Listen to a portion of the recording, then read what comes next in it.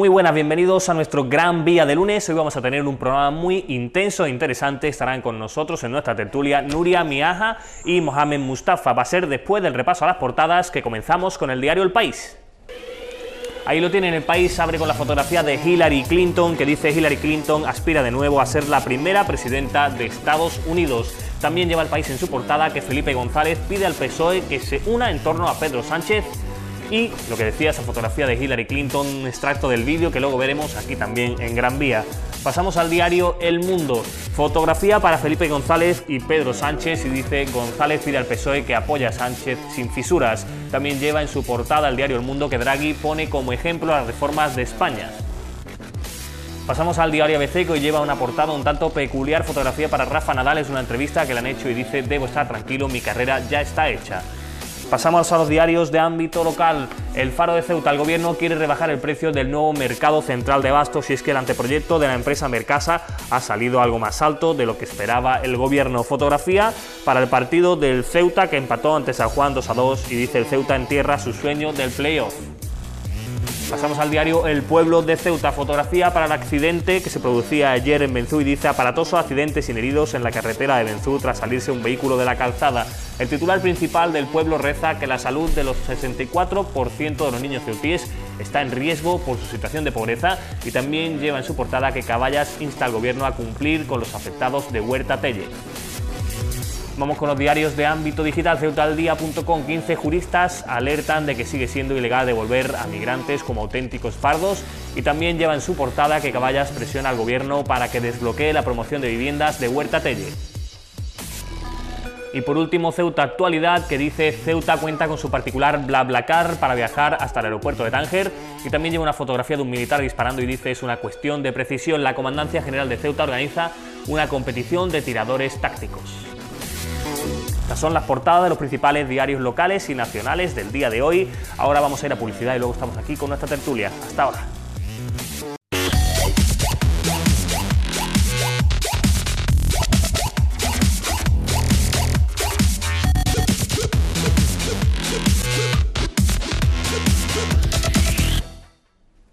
Muy buenas, ya estamos aquí de vuelta en Gran Vía. Vamos a comenzar nuestra parte de tertulia nacional. Tenemos con nosotros a Mohamed Mustafa. Moja, encantado de tenerte aquí. Un placer es mío. Una semana más. Y a Nuria Miaja. Nuria, encantado también de tenerte aquí una semana más. Buenos días. Que la semana pasada al final no pudiste venir, pero ya estás aquí con nosotros. Estoy aquí de nuevo.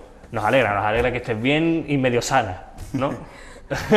Casi superado el resfriado, casi superado. Eso, poquito a poco. Bueno, vamos a comenzar con un tema, he dicho tertulia nacional, pero vamos a comenzar con un tema internacional. Hillary Clinton, que dice que se va a presentar, inicia la carrera para presentarse como candidata republicana, evidentemente, a la presidencia de Estados Unidos. ¿Qué os parece que se presente Hillary Clinton, Moja?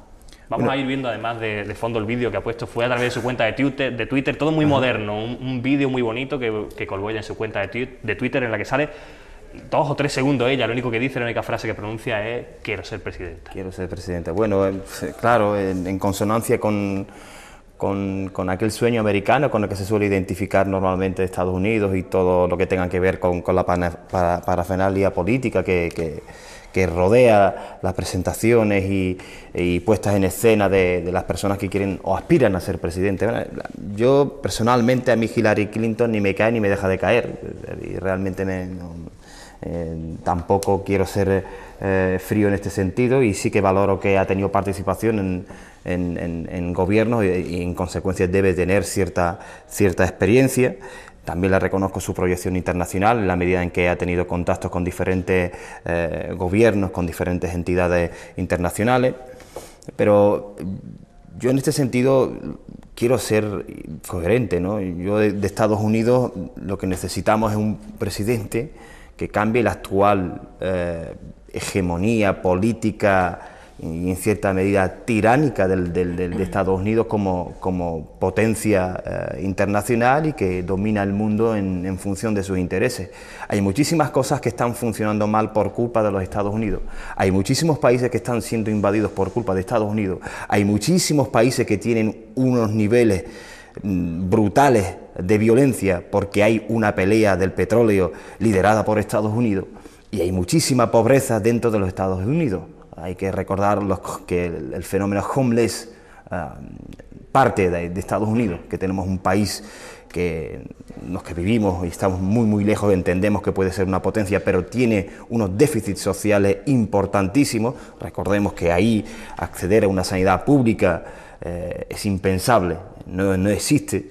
Y esas son las cuestiones que uno debe valorar, y esas son las cosas que a mí me gustaría valorar. El hecho de que esta mujer se presente, pues para mí puede ser anecdótico, y lo que más me interesaría saber, cuál es la forma que tiene de pensar. No olvidemos que Estados Unidos está, si lo hemos dicho en muchas ocasiones aquí en nuestro país, Estados Unidos está gobernada por unos determinados lobbies que no se mueven indistintamente de los gobiernos que existan.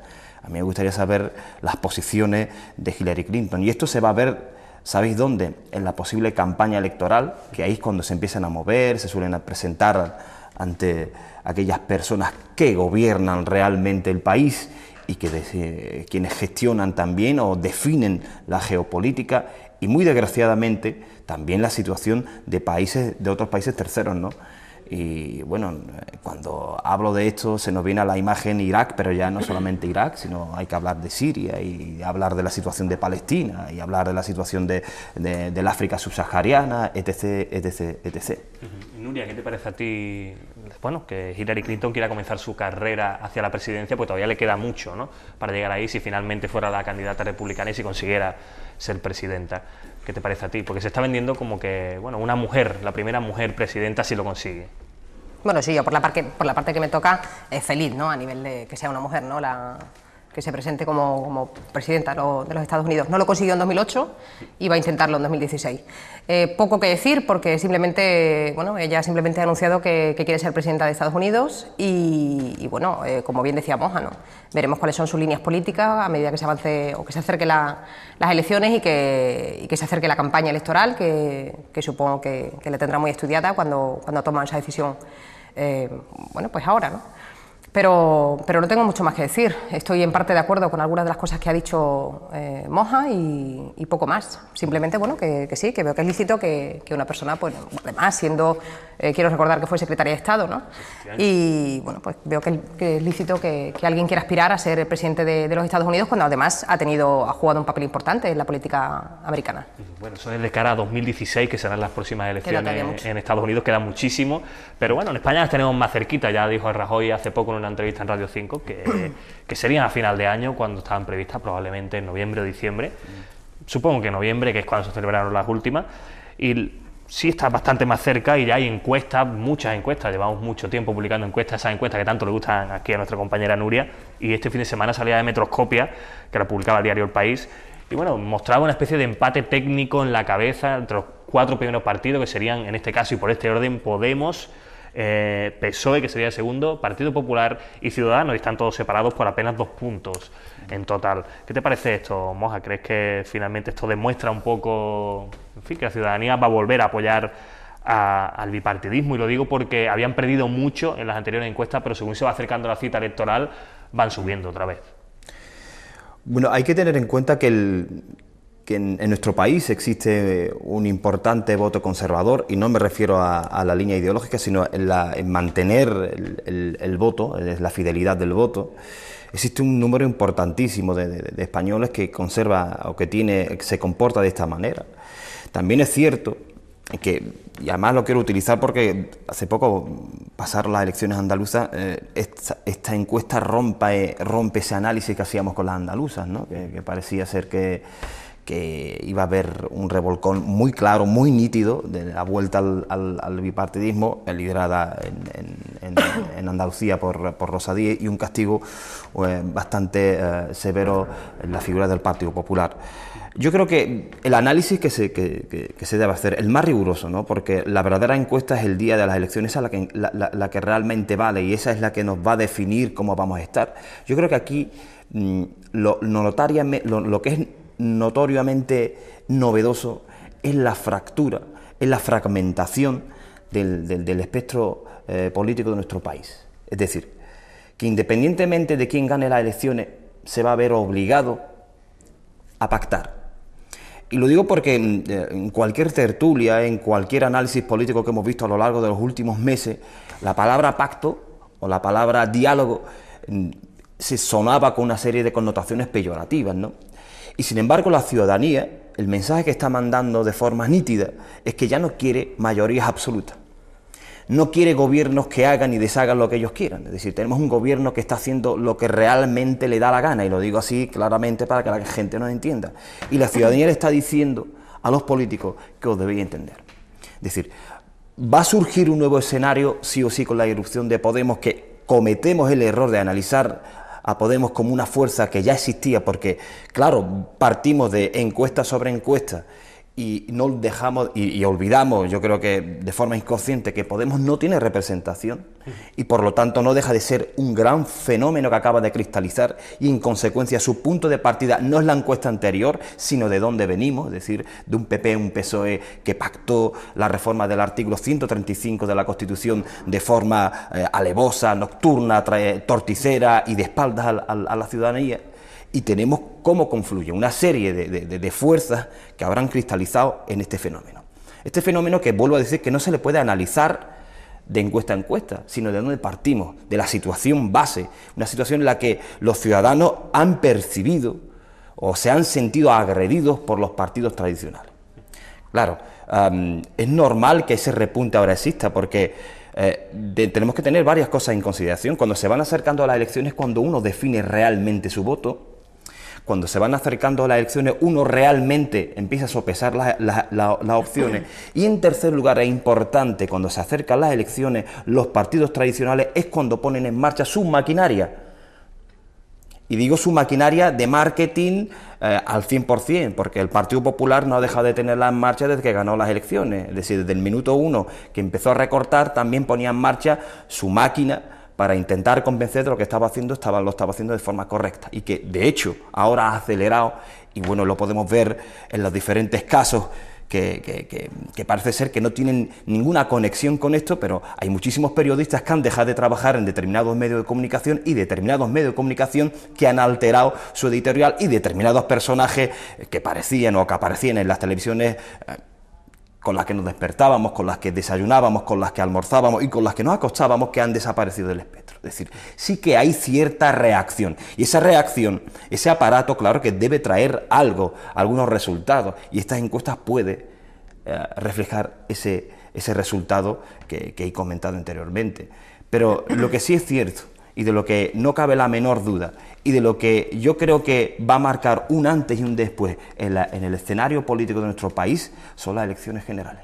Las municipales va a ser un anticipo, pero las generales va a suponer el grito de indignación de la ciudadanía, porque recordemos que quienes estamos sufriendo, quienes estamos soportando esta crisis, somos los ciudadanos, no nuestros representantes políticos, son nuestros ciudadanos.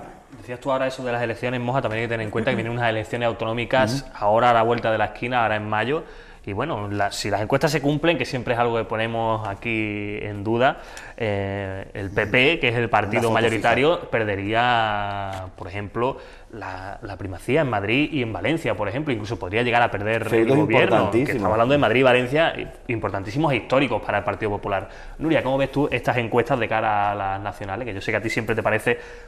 No te gustan demasiado, son la radiografía del momento, siempre lo dices, pero bueno, creo que es importante también ir valorando cómo van cambiando los datos. Y además esta última encuesta de Metroscopia yo creo que refleja lo que yo siempre afirmo, ¿no?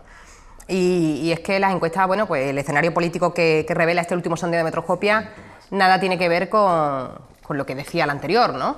Con lo cual, por eso yo siempre, bueno, suelo ser prudente y cautelosa a la hora de valorar una encuesta, porque una encuesta cambia de un mes para otro. De hecho, esta encuesta confirma que nada tiene que ver con la de febrero, por ejemplo, ¿no? Como bien decía, bueno, pues ahora hay 4 partidos que están prácticamente a la par.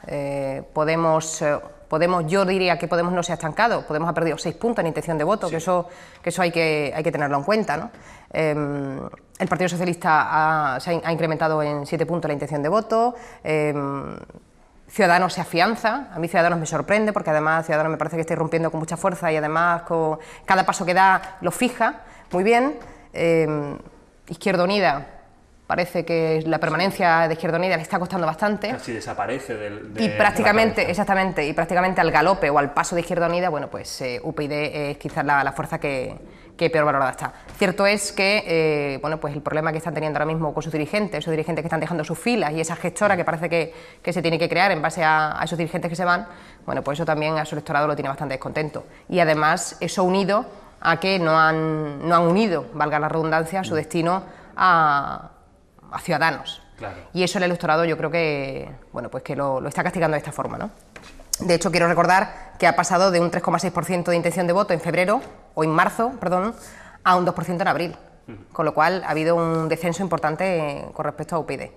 Bueno, vamos a esperar. Yo confío, o quiero pensar que el hecho de que tengamos unas autonómicas tan cerca de unas generales va a ser el reflejo de lo que vamos a tener en las generales. Andalucía, yo creo que además esta subida de intención de votos al Partido Socialista ha tenido mucho que ver con el éxito conseguido con el éxito conseguido en Andalucía. Esos 17 escaños que ha perdido el Partido Popular también se ha notado en estas últimas encuestas. Y bueno, vamos a ver qué pasa. El Partido Popular está muy nervioso, desde luego, y eso se está reflejando en las encuestas. Vale. Ese nerviosismo, esos 17 escaños que han perdido en Andalucía y el nerviosismo que se agrava o que se acentúa porque se acercan otros comicios electorales, los tienen muy, muy nerviosos. Bueno, ahí anda, este fin de semana había un acto en el que además participaba Vivas, luego hablaremos de eso. Vamos ahora a cerrar esta parte de Tertulia Nacional con un último asunto que yo creo que es muy importante, son las relaciones internacionales entre España y Marruecos, relaciones que evidentemente afectan a Ceuta y que ahora mismo pues están un poco agitadas, digámoslo así, primero por la imputación de 11 altos cargos, 11 funcionarios, 11 gendarmes, tanto militares como policiales de Marruecos por parte del juez Ruz. Él los ha imputado por genocidio en el Sáhara, concretamente. Y bueno, por otro lado está también ese rescate de los espeleólogos que terminó con el fallecimiento de 2 de ellos y que, bueno, están acusando a los servicios marroquíes de no haber actuado de la mejor manera posible, quizás. Y eso está, por lo menos, enturbiando un poco las relaciones entre España y Marruecos. Nuria, sigo contigo. Bueno, yo con respecto al tema del Sáhara y ese procesamiento, ¿no? Porque en términos jurídicos no estoy muy puesta, pero creo que han sido procesados 11 altos cargos y militares marroquíes. Bueno, decir que desde el Partido Socialista vamos a ser absolutamente respetuosos y absolutamente escrupulosos en las decisiones judiciales. Siempre lo hemos sido y este caso no va a ser una excepción. Parece ser que el juez Ruz tiene muy claro que se cumplen los requisitos de castigo según nuestro código de enjuiciamiento penal y no vamos a decir más que respeto absoluto y escrupuloso a las decisiones judiciales, sea cuales sean. Pero las relaciones entre España y Marruecos, ¿crees que salen perjudicadas de esta decisión judicial o crees que es el camino que hay que seguir? Bueno, yo confío en que no salgan perjudicadas. Confío en que no salgan perjudicadas. Moja, muy rápidamente porque tenemos un minuto. No, yo de la misma línea que Nuria, ¿no? Absoluto respeto por las actuaciones judiciales. Y lo que sí es cierto que van a enturbiar las relaciones entre nuestro país y Marruecos. Esto es evidente porque el Sáhara siempre ha sido un tema que le ha molestado mucho a Marruecos cuando España se ha pronunciado con otros gobiernos, cuando ha tenido gobiernos de distinto color. Y bueno, yo creo que aunque exista cierta malestar, esto entra dentro de la normalidad, y permitidme la expresión, entra dentro de la normalidad de las relaciones España-Marruecos, que nunca son sencillas. Sí que son buenas, pero nunca son sencillas, y el Sáhara es uno de los elementos que normalmente ha venido a enturbiar las relaciones entre España y Marruecos, sobre todo cuando desde nuestro país pues efectivamente ha habido posicionamientos como el de ahora de un órgano tan independiente como puede ser de la justicia, o en otras ocasiones cuando hemos tenido gobiernos de otro color que efectivamente han abogado claramente por los derechos y las libertades del pueblo saharaui. Muchas gracias por esa reflexión. Vamos a ir ahora a publicidad y enseguida estamos aquí de vuelta con Laura Ortiz, que nos trae todas las noticias de Ceuta.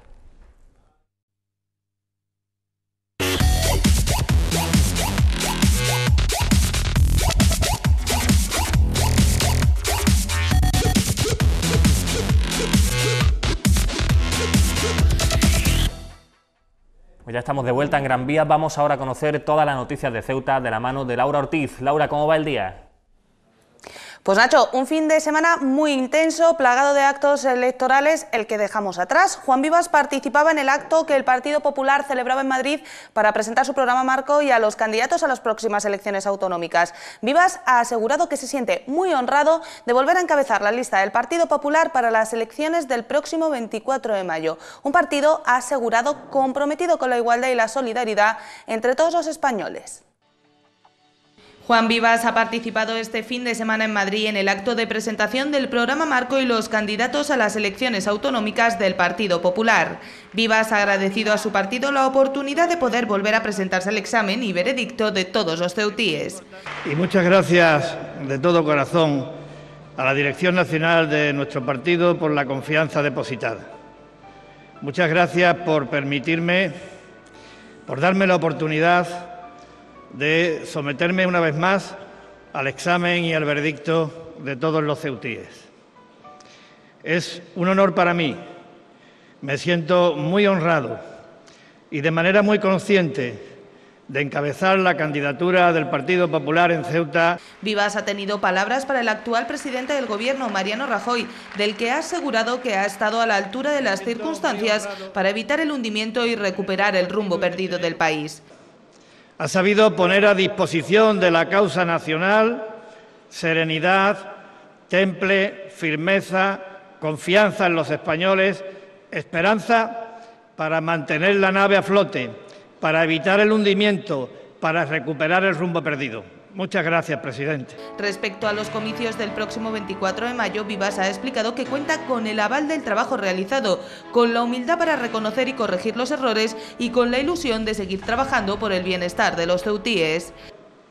Con la ilusión de seguir trabajando por el bienestar de los ceutíes, por la estabilidad y por el progreso de Ceuta, en ámbitos tan importantes como la modernidad, como las oportunidades de formación y empleo para todos, como la calidad en los servicios y en los equipamientos, como la cohesión social.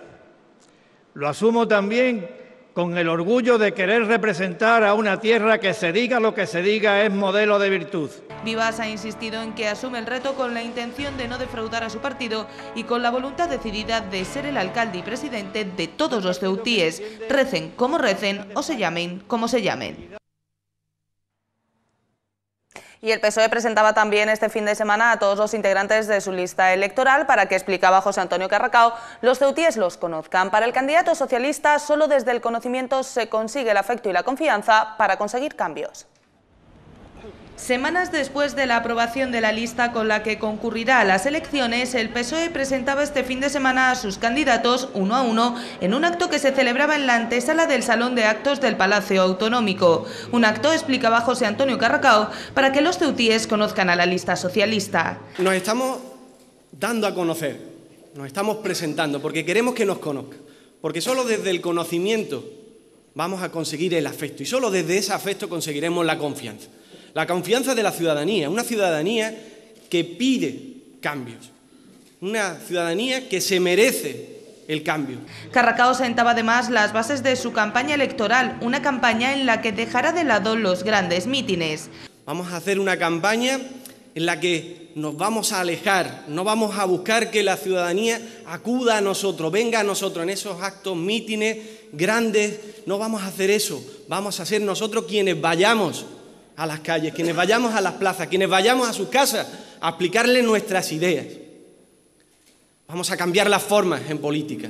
Para centrarse, argumentaba en la defensa de las ideas. La ciudadanía se merece un cambio en la forma, pero está gritando por un cambio en el fondo. Y ese cambio en el fondo también lo vamos a representar.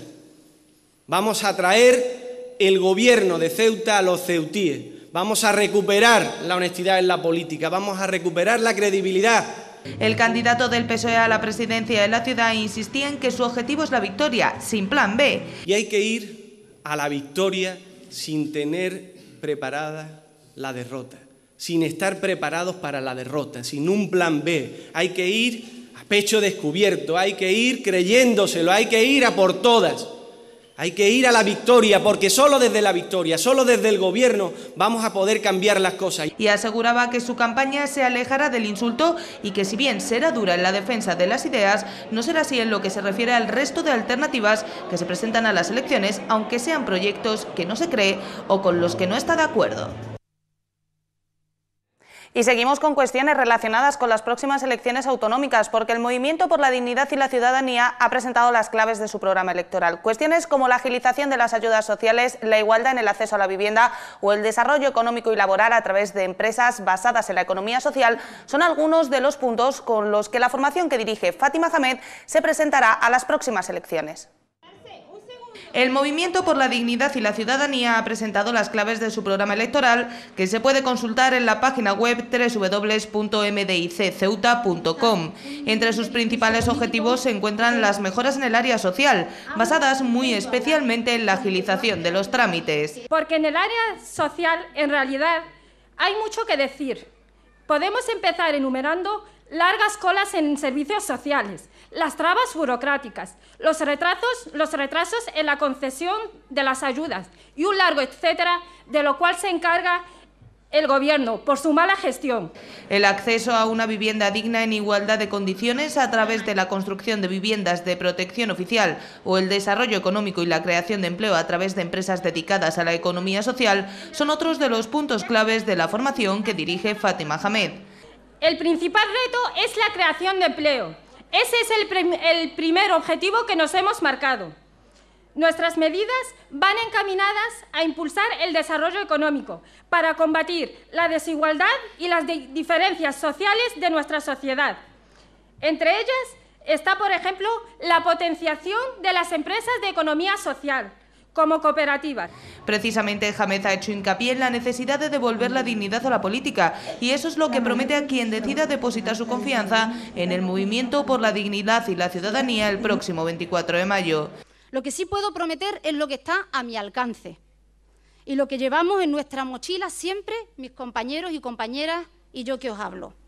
Dignidad, trabajo, honradez, dedicación, no callarnos ni una ante nada ni ante nadie y sobre todo miraros día a día a los ojos, a la cara, sin miedo a agachar la mirada, porque jamás vamos a traicionar ni a negociar con la confianza que se nos da. Hamed ha recordado que la política debe ser el generador de la transformación, la llave para abrir las puertas de la igualdad y el progreso. Y dejando ya de lado la campaña electoral, el principal grupo de la oposición, Caballas y Coalición por Melilla, han firmado este fin de semana un acuerdo por el que abordarán de forma conjunta aquellas ideas y proyectos que puedan suponer una mejora en las condiciones de vida de las dos ciudades autónomas. Este acuerdo por el progreso y el bienestar de ceutíes y melillenses será evaluado por una comisión de estudio que integrarán de forma paritaria representantes de las dos formaciones políticas. Un grupo de representantes de Caballas, encabezado por Mohamed Ali, se ha desplazado este fin de semana hasta Melilla para rubricar el acuerdo por el progreso y el bienestar de ceutíes y melillenses con Coalición por Melilla. Ambas formaciones han incidido en la necesidad de firmar este acuerdo de colaboración ante la realidad social, política y económica de ambas ciudades, que requiere la articulación de una propuesta y alternativa progresista que incida en el desarrollo económico, la cohesión social, el acceso al empleo, la vivienda y la existencia de unos servicios públicos de calidad.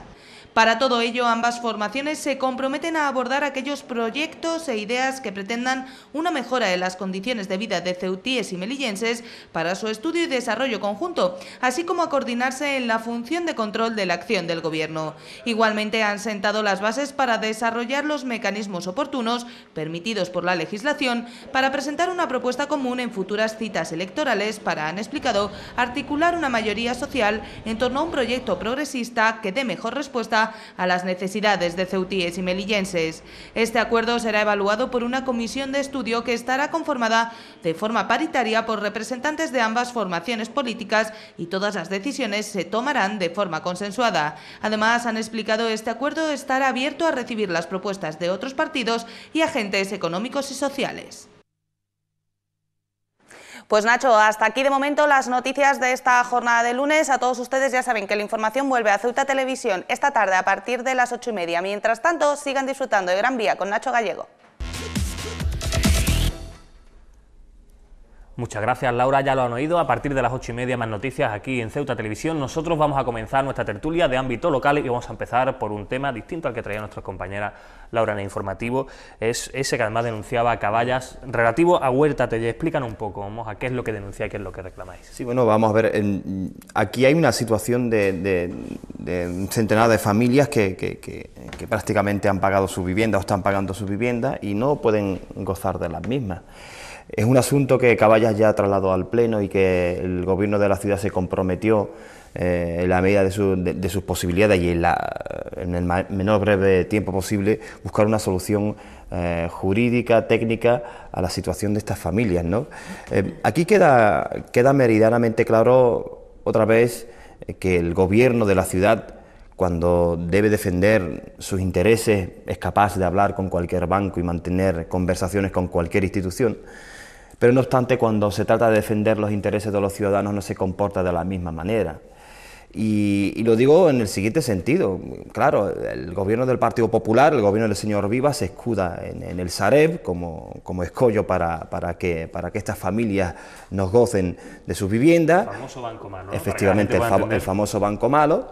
Y también se excusan en la existencia de que hay una serie de obras, un 5% de obras que no se ha acometido para poder ser entregada a las viviendas. Bueno, pues ambas situaciones tienen solución en la medida en que haya voluntad política, que es lo que no tiene el gobierno del Partido Popular, el gobierno del señor Vivas. El señor Vivas podía utilizar uno de sus viajes a Madrid, de tantos que realiza, para entrevistarse con el presidente del banco y solicitar pues una solución inmediata para estas familias, y en su defecto, si el escollo máximo para que estas personas puedan obtener su vivienda es ese 5% de obras no ejecutadas, que las asuma el propio gobierno de la ciudad, es decir, que sea la propia ciudad quien lo ejecute. Es que no hay que olvidar que no dejan de ser viviendas de protección oficial, y no hay que dejar de olvidar que estas viviendas nacen con polémica desde el primer momento, cuando teníamos ahí al señor señor Márquez en mitad de esa gestión,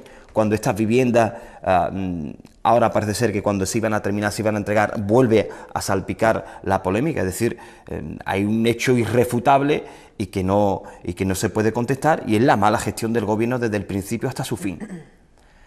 Oiga usted, si en nuestra ciudad hay un déficit de vivienda y si encima tenemos a personas que han invertido su esfuerzo no solamente económico, sino su esfuerzo vital, porque muy probablemente este sea el proyecto de iniciación de una nueva vida para estas personas, y no tienen el respaldo de la máxima institución, que es la ciudad autónoma, ¿cuándo va a defender usted a los ciudadanos? ¿Cuándo? Deje de viajar a Madrid para dar mítines y decir que Ceuta está muy bien, y hágalo para defender a sus ciudadanos. Hable con el presidente del Sareb y dígale: estas viviendas se tienen que entregar tal día. Y si este es el escollo y el 5% no se asume por nadie, yo, en defensa del interés general, lo asumo como ciudad autónoma. Y este centenar de personas van a tener sus viviendas, que recordemos que son viviendas también catalogadas de otra manera, pero no dejan de ser de protección oficial. Oiga usted. Una duda, Moja, perdóname que te interrumpa. Sí.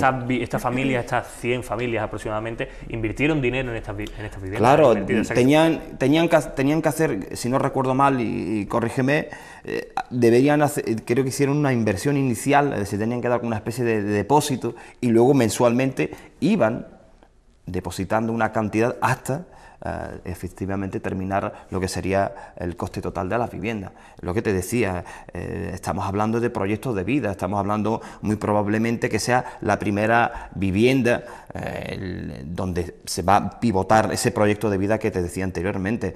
Son situaciones muy penosas, y sobre todo cuando la gente ha hecho un esfuerzo económico y que evidentemente ve que eso no se acaba, que nunca llega al fin de este drama, y la ciudad autónoma pues está teniendo una actitud indolente y en algunos momentos se está inhibiendo de sus responsabilidades. Yo no soy experto en asuntos judiciales, pero tal como tú lo explicas, y no quiero tampoco meterme en un charco que no me corresponde, pero tal como tú lo explicas es algo muy parecido a una especie de estafa inmobiliaria. Porque estas personas han pagado un dinero por unas viviendas a las que no pueden acceder, y las viviendas están ahí, pero no se les pueden entregar. Me imagino que tendrán una solución y que no llegará a ese nivel, pero así dicho y de forma coloquial, no judicialmente, sí que parece algo así. Nuria, ¿cómo ves tú este asunto? Bueno, yo creo que Moja lo ha resumido perfectamente. Y además esto pone de relieve una vez más, ¿no? que Viva únicamente gobierna para lo suyo y que Viva únicamente defiende los intereses de los suyos y los intereses propios. Nada más. Yo ya lo he dicho en alguna otra ocasión y lo voy a volver a repetir. Los ceutíes somos víctimas de un fraude político. ¿Y por qué digo esto?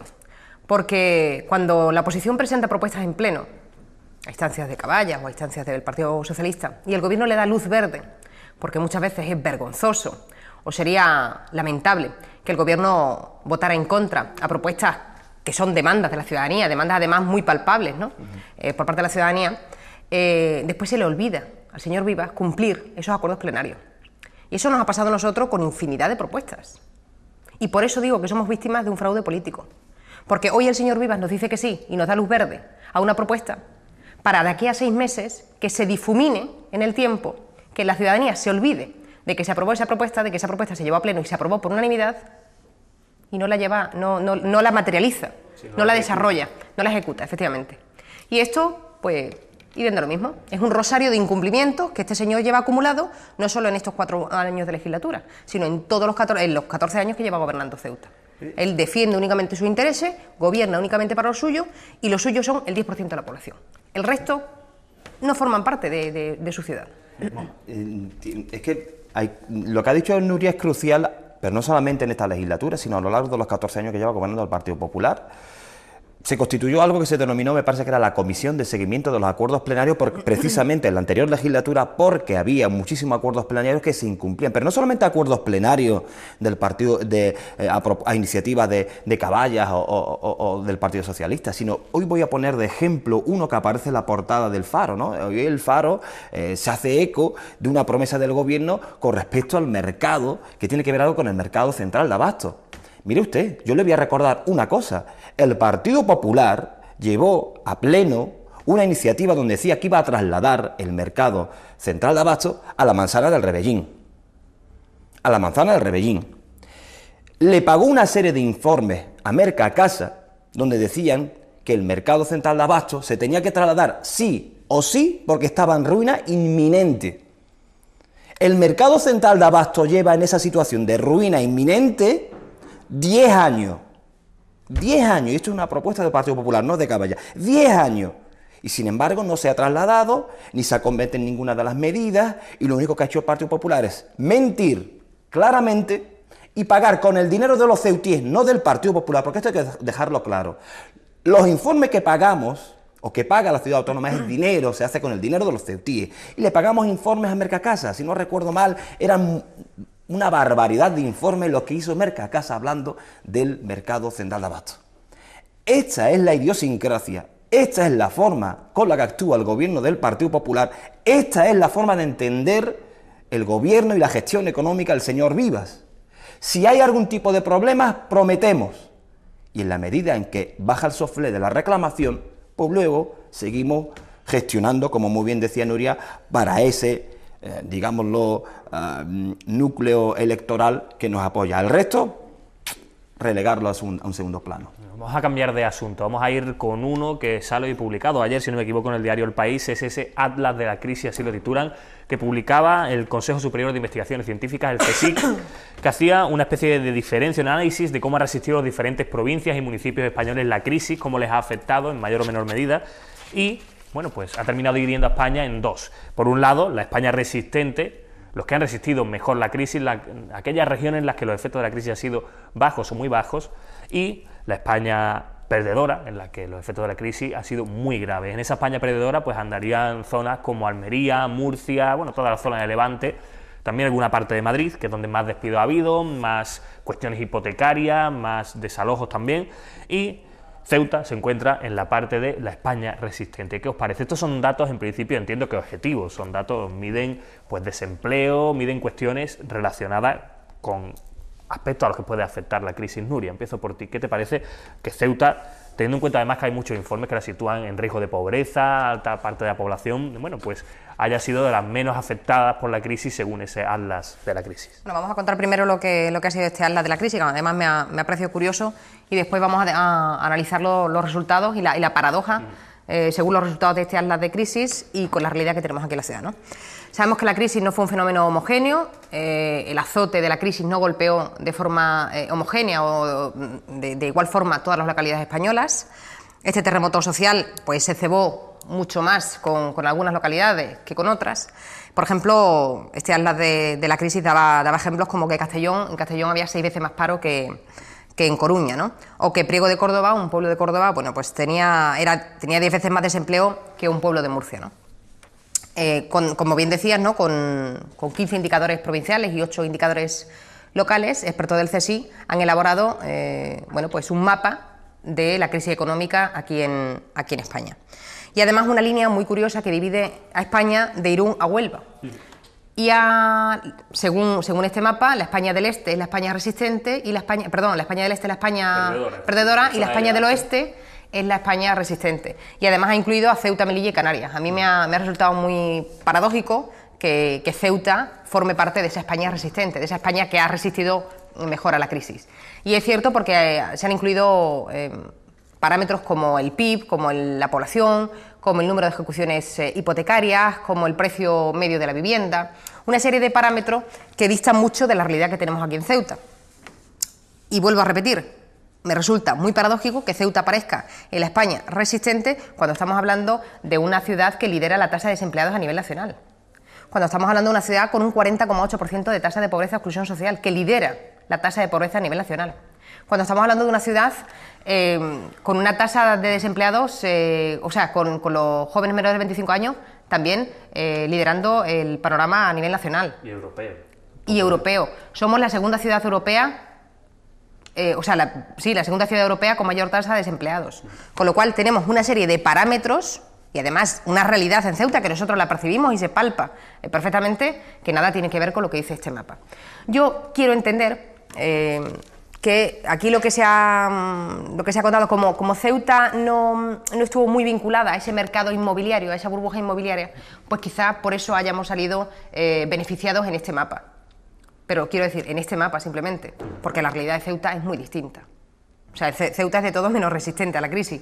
Yo creo que Ceuta ha sido la ciudad donde más hemos notado la crisis. Y después, otro de los parámetros que yo creo que también que nos ha hecho que salgamos beneficiados en este mapa es por el número de empleos públicos, que al final es esa red de protección social que parece que, pues que soportó mejor la crisis, ¿no? Pero por el resto, pues este mapa dista mucho de la realidad que tenemos aquí en Ceuta. Yo hablando de este mapa con un amigo, él me decía una paradoja que quizá también se pueda aplicar o no, era un comentario de tipo más jocoso, pero él decía, o somos resistentes a la crisis, como dice este mapa, más o menos, o es que los niveles aquí eran tan bajos que tampoco han podido bajar mucho más con la crisis. Y me hacía gracia el comentario porque, bueno, cualquiera lo puede leer de cualquier forma, tu lectura me ha parecido acertadísima y, oye, pues esta que hacía mi amigo, siendo un poco en tono jocoso, también me parecía bastante acertada. Moja. Mire, yo quiero decir una cosa, a mí no me ha sorprendido el que nosotros estemos en esa España resistente. Y me voy a explicar, no me ha sorprendido porque yo en numerosas ocasiones en este programa lo he dicho. Nosotros tenemos una ciudad partida, una ciudad donde una población vive bien y otra parte importante de la población no es que viva bien o viva mal, sino simplemente sobrevive de cualquier forma. Claro, los datos son escalofriantes cuando echamos un vistazo a los análisis que nos da Save the Children o otras entidades que no son sospechosas de ser comunistas o pertenecer a Caballa y nos dice que el 65% de los niños está en riesgo de pobreza severa. Cuando nos dice que cerca de 3.000 niños está en riesgo de pobreza severa y privación de material severa, que nos referimos al pago del alquiler, al de la factura o no tener una temperatura adecuada en sus viviendas. Claro, estos datos existen y, como muy bien decía Nuria, nosotros los palpamos. Los que se sientan en los sillones con ese trajecito muy probablemente no los palpen, pero los que vivimos a pie en la calle y tenemos vecinos, familiares, hermanos, hermanas que viven esta situación, sí la palpamos y sabemos que existe, pero no existe hoy, sino lleva existiendo desgraciadamente más de una década. Luego tenemos datos, que yo lo he dicho hasta la saciedad y que ha sido uno de los caballos de batalla de Caballa, es la renta per cápita que tenemos y que nos saca de los objetivos de inversión por parte de la Unión Europea porque nos considera una zona rica. La clave está en donde lo decía perfectamente Nuria, un nivel elevado de personas que trabajan en el servicio público, en el sector público, perdón, y efectivamente otro sector comercial que está resistiendo y que afortunadamente le va bien y que genera una serie de ingresos. Esos indicadores reafirman una vez más que en Ceuta hay un problema de gran calado. Tenemos dos balsas, una de agua y otra de aceite. Unos que viven bien y que están efectivamente como yo, también en tono jocoso le decía a un amigo mío, esta es mi teoría de las esferas vitales. En la medida en que a mí no me afecta mi esfera vital, ni la pobreza, ni los datos de paro, ni los datos de fracaso escolar, ni sobre todo los niveles sociales claros, clamorosos, es algo que no existe. Entonces, cuando el señor Vivas se va a Madrid y habla de solidaridad, habla de convivencia, habla de ejemplo, a mí me indigna y me insulta. Me falta el respeto como ceutí y falta el respeto a ese 65% de niños que vive bajo los umbrales de la pobreza severa. Oiga usted, si tenemos una ciudad partida, si tenemos una ciudad económicamente no cohesionada, ¿usted qué pretende que tengamos como resultado? Pues una sociedad evidentemente que vive en habitáculos y que no comparte espacios comunes, algo peligroso para esta ciudad, peligroso para nuestro sistema económico y peligroso para el resto del país.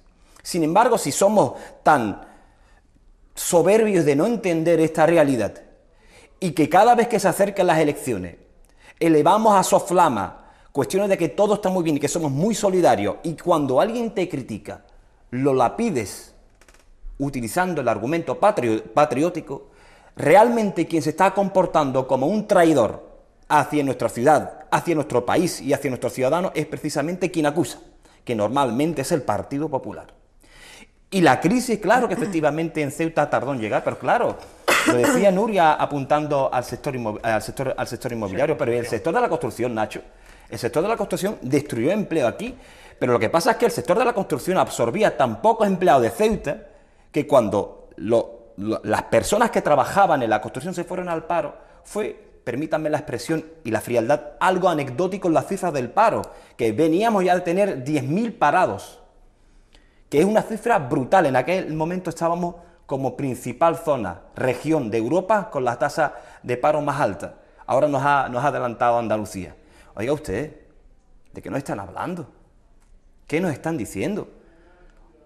Esta ciudad necesita de verdad gente valiente y la valentía en estos momentos no está en ponerse en la vanguardia en una batalla, sino simplemente reconocer la realidad y decir, aquí falla algo, actuemos todos conjuntamente.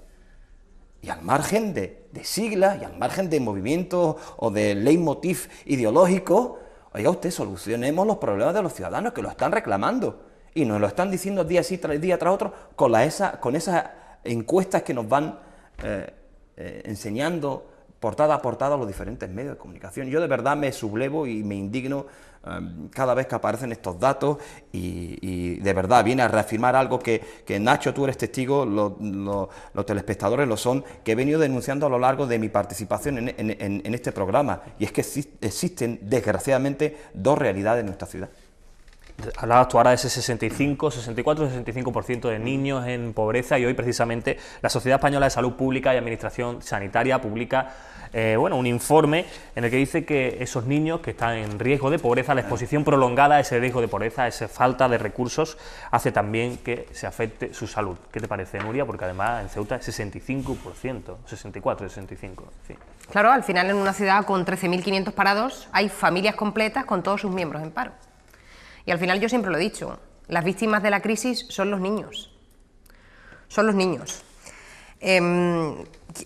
Quiero haber leído que eran 13.000 niños, ¿no?, los que estaban en riesgo de pobreza, ¿no? Hay unos 20.000 en Ceuta. Y además, como decía Moja, ¿no?, pobreza severa. O sea, no estamos hablando de riesgo de pobreza, no estamos hablando de niños que comen una vez al día, no, estamos hablando de niños que no comen, que no tienen servicios básicos, como una calefacción, como bien decía él, que no tienen servicios básicos como que su familia no puede pagar un alquiler, no puede pagar el agua, no puede pagar una bombona de butano.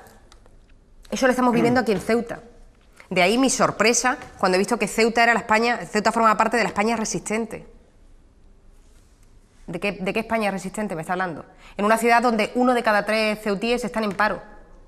Una ciudad donde 7 de cada 10 ceutíes no cobran ningún tipo de prestación social. Donde 7 de cada 10 jóvenes están en paro. Donde 1 de cada 3 hogares son incapaces de llegar a final de mes. ¿De qué Ceuta? Y como muy bien decía Moja, ¿no?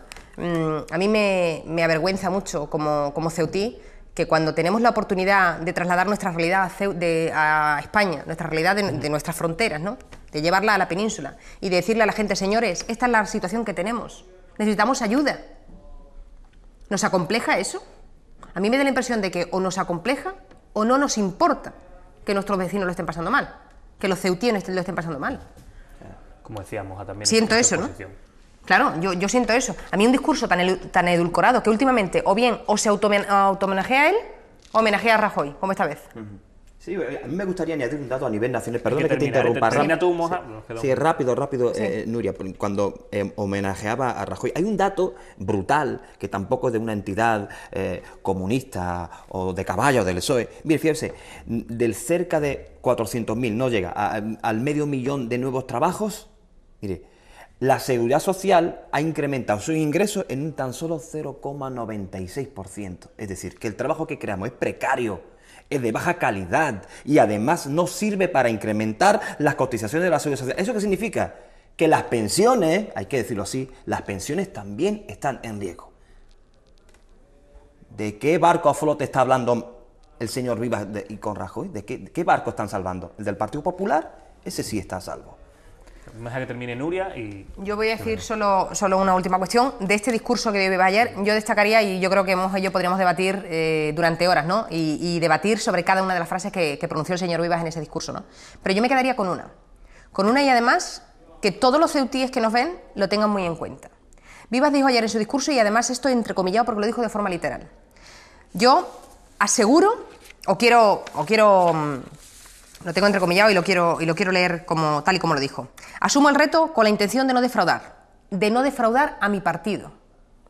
Esto es muy claro y hay que subrayarlo, porque con esa intención está gobernando este señor, con la intención de no defraudar a su partido, asumiendo a pie juntillas todas las políticas que vienen desde Rajoy, desde el Partido Popular a nivel nacional, sin importarle la realidad que tenemos en Ceuta, sin importarle que el 40,8% de nuestros ceutíes estén en riesgo de pobreza. Así que tenemos que tener muy claro esa frase, porque esa resume muy bien todas aquellas cuestiones que ayer bueno, pues vendió en Madrid. Bueno, Nuria, muchísimas gracias por tu reflexión. Nos quedamos con esas últimas palabras que has dicho, que yo creo que son bastante claras, por lo menos desde mi punto de vista. Muchas gracias por acompañarnos una semana más, Nuria. Gracias a vosotros. Moja también, muchas gracias. Mohamed Mustafa, digo el nombre y apellido.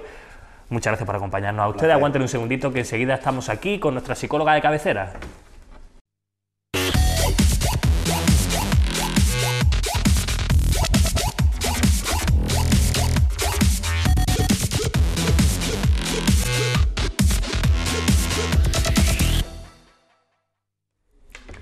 Muy buenas, bienvenidos aquí a Ceuta Televisión, a Gran Vía. Estamos aquí con nuestra psicóloga de cabecera, con Alejandra Ferreras. Alejandra, encantada de tenerte aquí una semana más. Igualmente, encantada. Has visto que lo he dicho hasta bien, sí, ¿eh? Sí. Ya no hace falta. Esperemos que el rótulo no he visto, estaba mirando a la pantalla. Que estaba mal puesto, ¿eh? Eso. Vamos a poner a ver el rótulo, que salga el rótulo de nuestra compañera, que no sabemos si está bien puesto o no. Vamos a fiscalizar un poco, ¿ves? Muy bien, está bien, muy bien escrito. Muy bien. Lo pronuncio mucho peor de lo que se escribe. No. Bueno, ¿de qué vamos a hablar esta semana? Pues mira, la semana pasada estuvimos hablando de las expectativas que tienen los padres hacia sus hijos. Y directamente sobre la marcha en el programa vimos que era algo que no se tenía muy en cuenta, era la expectativa que tienen los hijos hacia sus padres. Y evidentemente existen. Y yo creo que pocos padres, por no decir casi ninguno, se plantean realmente si sus hijos esperan algo de ellos o no. Pues sí, los hijos tienen unas expectativas en torno a sus padres.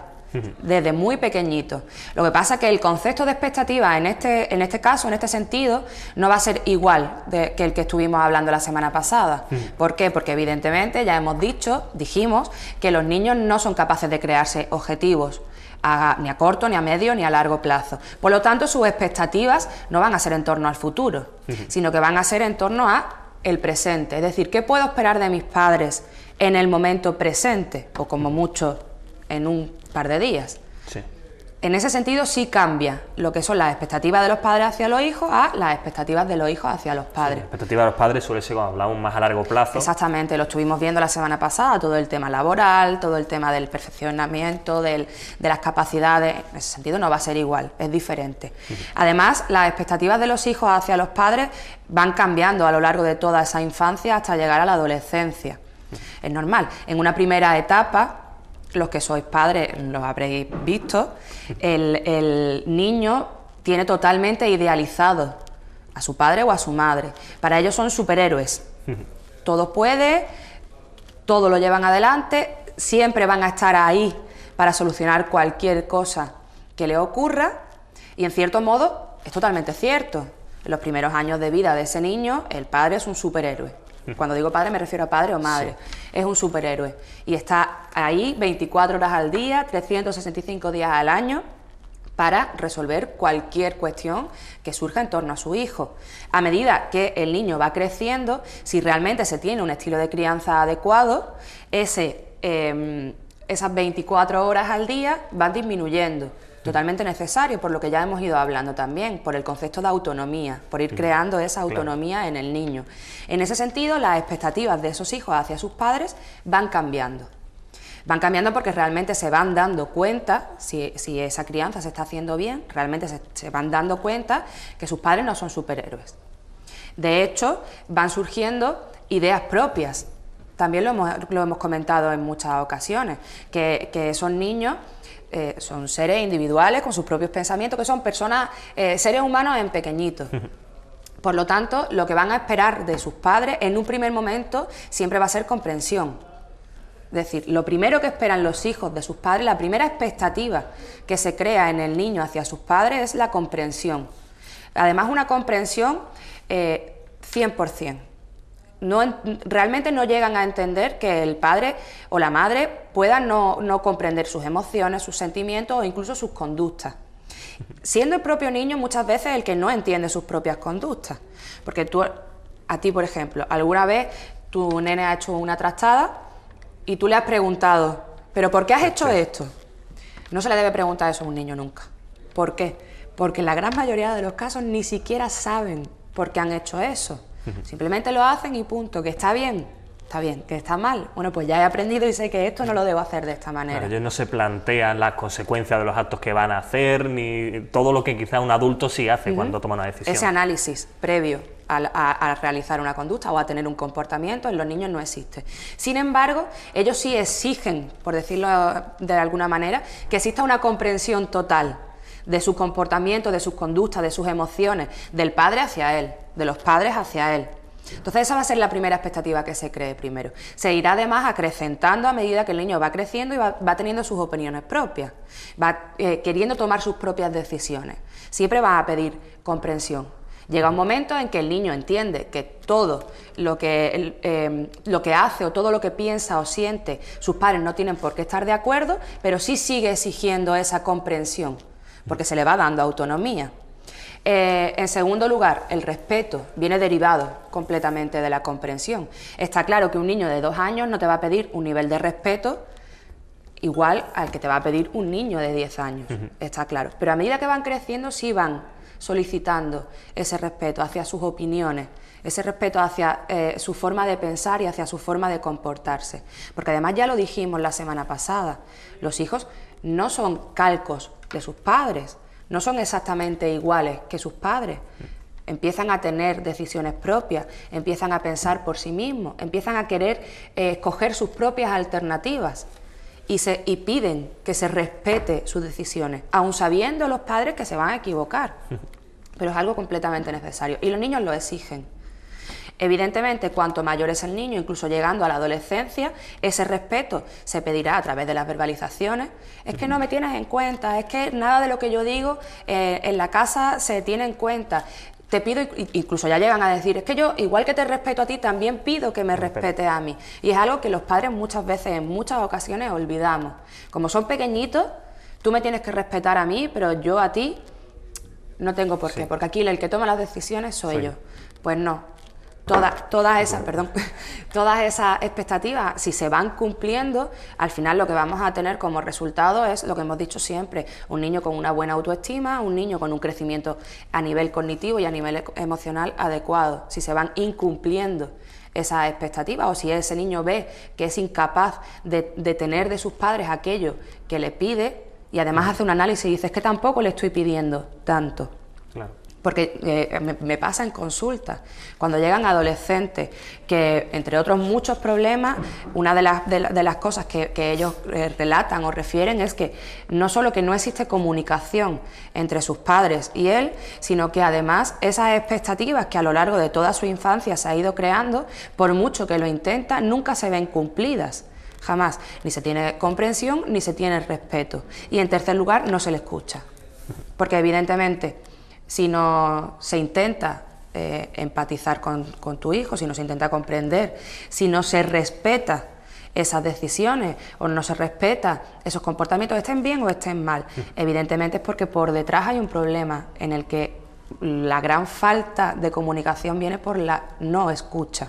Volvemos un poco a los orígenes de esta sección en la que siempre hemos hablado de la necesidad de comunicación, una comunicación fluida y sana, y también de los estilos de crianza. Esto último sería quizás más propio de un estilo de crianza o bien negligente o bien autoritario, evidentemente, y en cambio lo ideal en este caso sería, como siempre, un estilo democrático, ¿no? Esa confianza y esa comprensión y respeto se generaría quizás más desde un estilo democrático, escuchando, empatizando, como tú bien dices. Exactamente. De hecho, el incumplimiento de las expectativas de los padres de los hijos hacia los padres, es más propio de un estilo autoritario.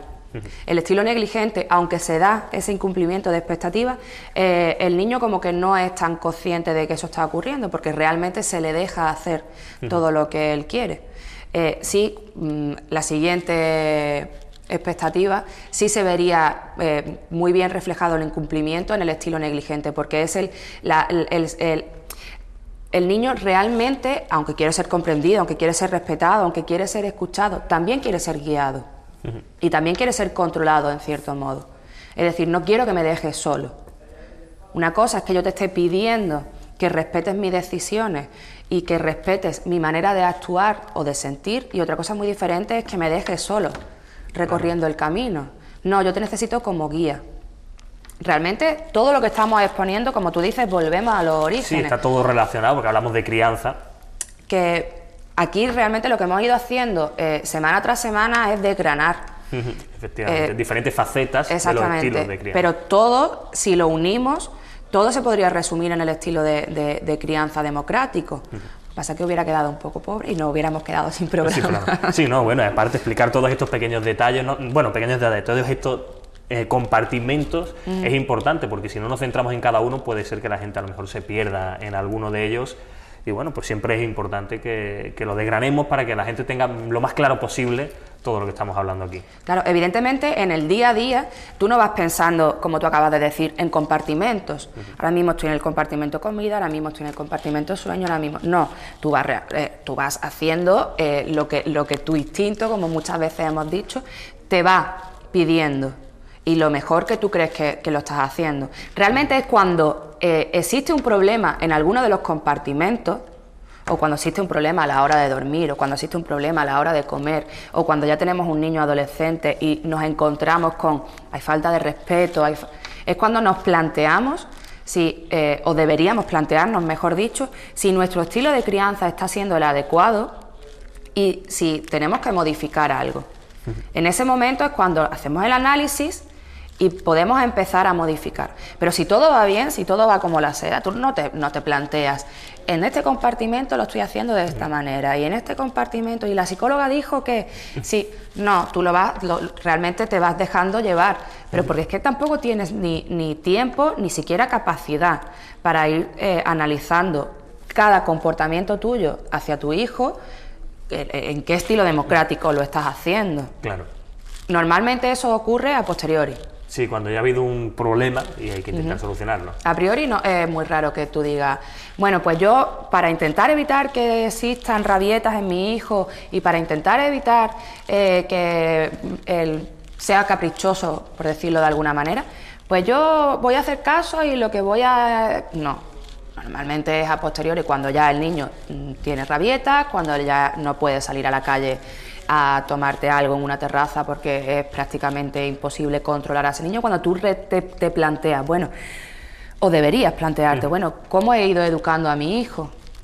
¿Por qué hemos llegado a este punto? Siempre teniendo en cuenta todo lo que hemos dicho, que no solo podemos echar la culpa 100% al estilo de crianza, que tenemos que ver las características de personalidad de ese niño, que tenemos que ver el estado incluso de salud en ese momento, que tenemos que ver que son adultos en miniatura y que por lo tanto, igual que tú tienes un mal día, él también lo tiene que tener, es totalmente obligatorio. Es decir, tener a un niño que se porta todos los días de su vida bien, tienes un robot, no tienes un niño. Además, por lo poco que yo sé sobre niños todavía, es muy raro. Me consta que es muy raro. No creo que haya nadie en el mundo que pueda decir que su hijo siempre, todos los días de su vida, ha sido... ¿Pero tú te portas bien todos los días de tu vida? Claro, no, ojalá. No, yo tampoco. Hay días que... porque he dormido mal, sí, porque tengo un mal día en el trabajo, llego y a lo mejor pues hablo mal a un ser querido. Realmente no lo hago de manera consciente, me sale solo y después pues le pido disculpas e intento rectificar mi comportamiento.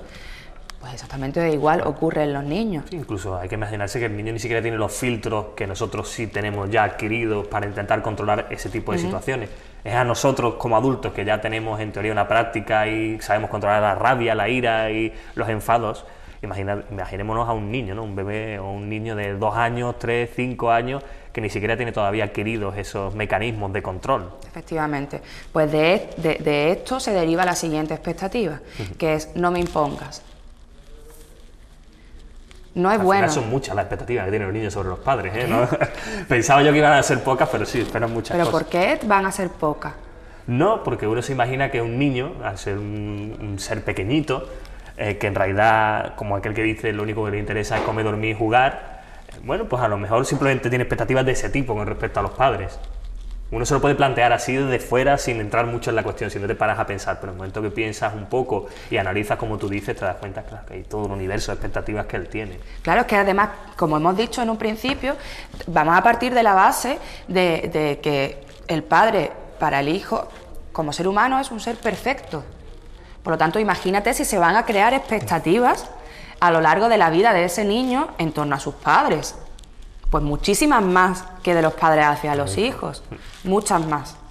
Sí, de hecho son mucho más simples las expectativas que tenemos los padres con respecto a los niños que las de los niños con nosotros. Pero si te das cuenta, son mucho más válidas desde mi punto de vista, o más racionales o con más cordura, las que tienen los niños, porque realmente le están pidiendo a los padres cosas muy básicas: comprensión, respeto, escucha, no me impongas. Cosas que ya de por sí los padres deberían llevarlo en su blog de notas y decir, bueno, pues a mi hijo tengo que escucharle, a mi hijo tengo que respetarle. Y sin embargo, en muchas ocasiones no es así. Pero es por lo que también hemos hablado en programas anteriores, porque la gran mayoría de los padres, de manera inconsciente, entiende que su hijo es una prolongación suya, que en cierto modo es así, pero después en todos los aspectos de la vida no. Entonces, tú no puedes pretender que tu hijo se comporte o sea como tú en todos los momentos, porque ni es bueno ni además es posible. Estamos ante un ser nuevo completamente, al que evidentemente tú le vas a inculcar o le vas a ir dotando de tus propios valores, le vas a ir dotando de o va a estar influido por tus propias capacidades, pero eso no significa que vaya a ser exactamente igual que tú. Va a cometer los mismos fallos que tú y fallos diferentes. Y va a tener las mismas virtudes que tú y otras virtudes diferentes. Y no, vamos, no es que, iba a decir, no pasa absolutamente nada, no, es que es necesario, realmente. Además, también lo hemos hablado muchas veces, el niño se tiene que equivocar, porque para él, en muchas ocasiones, es la única manera que tiene de aprender. Por lo tanto, si tú le impones a tu hijo una manera en concreto, una manera concreta de hacer las cosas con toda la buena fe del mundo, porque tú sabes que si no lo haces así se va a pegar el batacazo. Es que da igual, es que se lo tiene que pegar, es que si no, no va a aprender. Y aparte le vas a crear la sensación, además sobre todo cuando son un poco más mayorcitos, le vas a crear la sensación de ¿y qué hubiera pasado si lo hubiera hecho yo a mi modo? Y eso al final se traduce en la palabra más escuchada, creo yo, en las últimas semanas: frustración. El niño frustrado. Y por mucho que tú le expliques a tu hijo, es que no te he dejado hacer esto porque sabía que lo que iba a pasar después, eso él no lo entiende. No lo entiende, porque hasta que no lo vea por sí mismo, no se va a dar cuenta que es cierto. Además tiene que hacerlo, porque como dijimos la semana pasada, es la única manera que tienen real para ir creándose sus propios objetivos.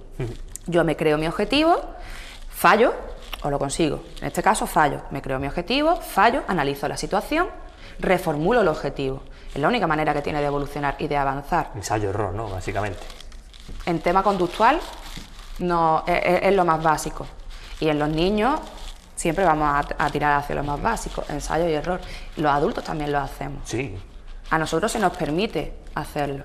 Pues vamos a permitir a los niños que también lo hagan.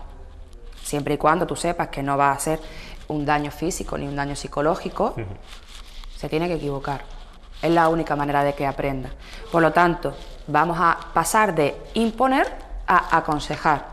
Es decir, de la última expectativa que hemos dicho, que era la de no imponer, a la expectativa anterior, que era la de ser guía.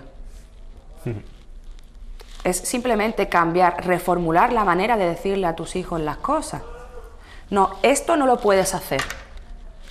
Aunque se lo explique, esto no lo puedes hacer porque si lo haces va a ocurrir esto, esto, esto y esto. Sí, él tiene que verlo, claro, sentirlo. Y... vamos a cambiar el mensaje, es: yo te aconsejaría que no lo hicieras, porque sé que si lo haces va a pasar esto, esto, esto y esto. Ahora tú decides. Y cuando pase y yo te diré, porque soy padre y lo tengo que decir, ¿ves? Llevaba razón. Pero tú decides si quieres hacerlo o no quieres hacerlo. Sí, hay que respetar tanto la decisión como las consecuencias de la decisión. Claro. Aunque le podamos echar ese pequeño reproche del te lo dije, como tú has dicho, pero siempre respetando lo que pasa. Claro. Si tú actúas así con tu hijo, desde muy pequeño, te darás cuenta que cuando llegue a la adolescencia, incluso ya en la vida adulta, los consejos que tú le das los empiezas a tener más en cuenta. En primer lugar, porque le has dejado tomar sus propias decisiones, y en segundo lugar, porque ha visto por sí mismo que aquello que le aconsejabas que no hiciera o que hiciera de una manera diferente, llevabas razón. Por lo tanto, va a tener en cuenta y va a ir a pedirte consejo. Oye papá, oye mamá, he pensado en hacer esto, y tú seguirás en la misma dinámica. Pues mira, por mi experiencia te puedo decir que si haces esto probablemente ocurra esto y esto, pero está en tu decisión. Se están poniendo las semillitas de una comunicación fluida y positiva.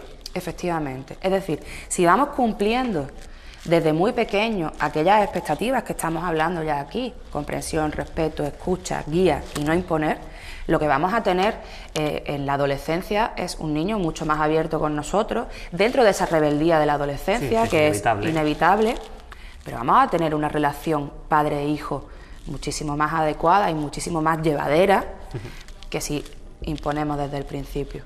Y volvemos otra vez a lo mismo, estilo de crianza democrático. Hay algo también muy importante para los niños, que además se han hecho numerosos estudios respecto a ese tema, y es la manía que tienen muchos padres de prometer cosas a su hijo en un momento determinado, como modo de controlar un comportamiento o como modo de salir del paso, y esas promesas que nunca se cumplen después. Es como que da la sensación como que esos padres se creen que sus hijos no tienen memoria. Sí. No, yo le digo esto y después se le olvida. No, perdona, es que no se le olvida nunca. Y más un niño, no. Que cualquiera que haya trabajado o tenido niños se da rápidamente cuenta que lo que tú le digas, eso se queda grabado ahí. Sí, no se le olvida nunca. Y es algo que decepciona muchísimo a los hijos. Y es ver que sus padres, en muchas ocasiones, realizan promesas que después nunca llegan a cumplir. ¿Qué ocurre con eso? Que al final lo que acaba ocurriendo en ese niño es que pierde completamente la confianza a sus padres. O sea, la consecuencia de no cumplir las expectativas de los niños hacia los padres, que esos niños no tendrán confianza en sus padres. Por lo tanto, entiendo comunicación negativa. Se afectará en la comunicación, el tipo de comunicación que haya entre ese padre y ese niño. La confianza, evidentemente. Es así, la confianza se rompe. Y ya no es solo que no creas, cuando tú le haces una promesa, no creas que la vayas a cumplir, es que ya es en todo. Lo que vayas haciendo día a día con tu hijo siempre quedará la duda de que eso no va a ocurrir. Se rompe completamente esa confianza. Y es una lástima, porque volvemos otra vez a lo que hemos dicho al principio. Los padres muchas veces no se dan cuenta que los hijos son seres individuales, con pensamientos propios, y igual que ellos se tienen que ganar la confianza de los padres, igual que ellos tienen que respetar a los padres, al contrario también es completamente necesario. No hay nada más triste que un hijo que no confía en su padre, no hay nada más triste que un hijo que en su cabeza tenga la sensación de que su padre no lo respeta, no lo escucha, porque al final va a derivar en muchos trastornos psicológicos en la adolescencia. Los dos principales, los que siempre decimos, depresión y ansiedad, frustración. No se cumple. Date cuenta que el mayor apoyo de un hijo siempre va a ser sus padres. Aunque a lo largo de su vida vaya cambiando y se vaya apoyando más en los amigos, se vaya apoyando más en compañeros, siempre el último recurso, el flotador, cuando se encuentra en esa marea de emociones, siempre son los padres. Sí, lo único que sabe que incondicionalmente van a estar ahí. Sí, pero si tú le enseñas desde pequeño que eso no es así, que tú no cumples tus promesas, que tú no respetas sus decisiones, que tú no lo guías, no lo apoyas, lo que tenemos es un niño perdido en mitad de la marea, sin flotador ninguno, y ahogándose. Es una metáfora para hacer referencia a esa depresión en la adolescencia o a esa ansiedad. Claro, esto se va a reflejar también en todos los ambientes, en todos los ámbitos de su vida. Y digo, voy a pensar en el educativo porque sé que a muchos padres les preocupa ese, pero ese será un ámbito y quizá incluso el menos importante de todos a los que va a afectar.